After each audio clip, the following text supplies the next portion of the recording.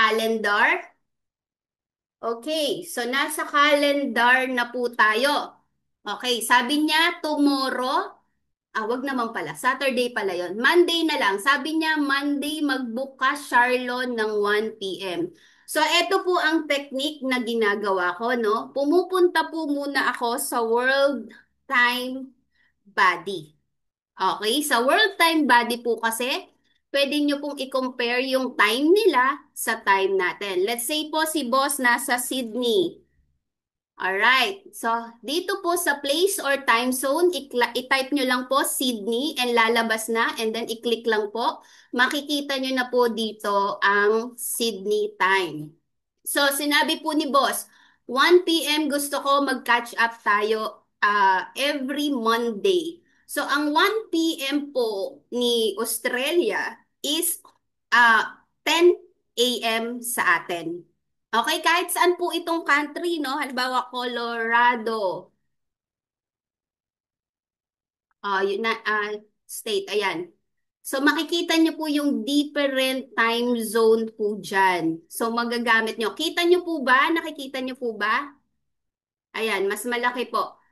Yes po. Gumamit po kayo ng ganito para hindi po kayo magkamali sa ibubuk ninyo. O sige, mag-book na tayo. Charlon, kailangan ko ng 1 p.m. catch up sa'yo Monday. Ayan. So, ayan po. Ang oras nun is 10 a.m.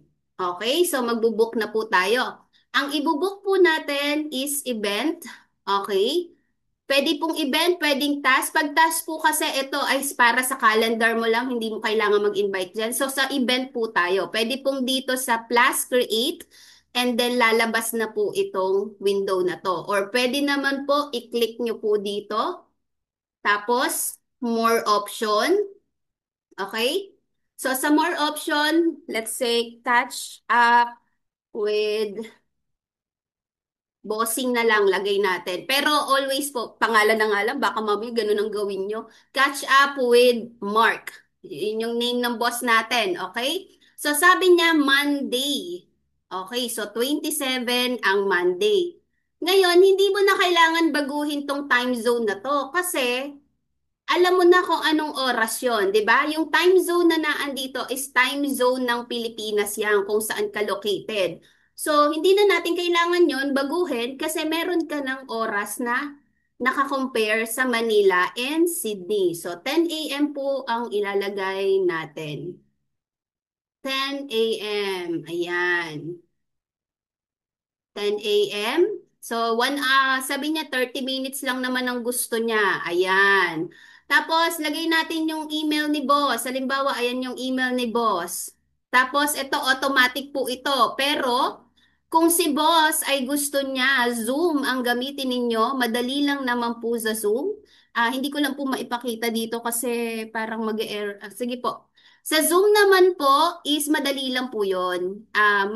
Gagawa lang po kayo ng account sa Zoom and then create lang po kayo ng meeting doon and then automatic naman po 'yon pupunta sa inyong Gmail kapag ka po connected. Alright, so ganito po ang itsura ng Zoom. So pwede po kayong mag-create dito kasi pagka po may call, ganito itsura niya eh. Pero pag nakita nyo po ito, pag nag-login kayo sa sarili nyong Zoom, ganito pa rin po naman ang makikita nyo. Iba nga lang po ang itsura. Parang meron ditong schedule, tapos create. Parang ganun po ang magiging itsura niya. So, pag-aralan nyo na lang po yung Zoom. Pwede nyo pong i-copy dito yung link. Alright? So, eto guys, para maging mas professional kayo, make sure lang na maglalagay kayo ng note dito. Sabihin mo, hi Steve, ano ba yan? Hi Mark, this is the requested time for our catch up. Please let me know if you have other concerns. Okay? Regards, Senate. Okay? So, ganyan po ha. Lagi pong may message po kay Bossing para po hindi po naliligaw si Bossing kung ano po yung sinesend ninyo. Alright. So, isave po natin. modify kahit hindi nyo na po ito ipindutin. Pero kung gusto nyo po, pwede naman po yan para ma-modify ni boss ang time kung halimbawa man gusto niyang baguhin. Pero wag na, and then save, and then send. Naandito na po ngayon yan sa inyong calendar. Eh kaso lang nagbago yung isip ni boss. Charlon, gusto ko every ano na tayo magka-catch up every Monday. Dapat po ba pupunta ako sa susunod na mga Monday para maisulat, maigawa ko yung calendar? Siyempre, hindi na po natin gagawin yon. Babalik lang po kayo doon sa calendar na ginawa ninyo. Click nyo lang po yan. And then, ito pong maliit na pencil. Click lang po ang edit. And then, punta lang po kayo dito sa does not repeat. I-drop down nyo po yan. Punta po kayo sa custom. And then, sabi ni boss, hanggang March 2026, yung pinaka last Monday, mag-usap tayo. Ayan. So, i-click nyo po yung on.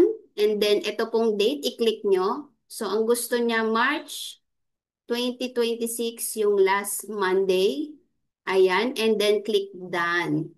So, i-explore nyo na lang po itong ating calendar. And then, i-save nyo po.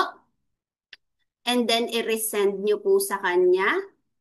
Tapos po, makikita nyo, every Monday po, meron na kayong calendar. Hindi nyo na po kailangan magpunta sa bawat week para gumawa ng calendar.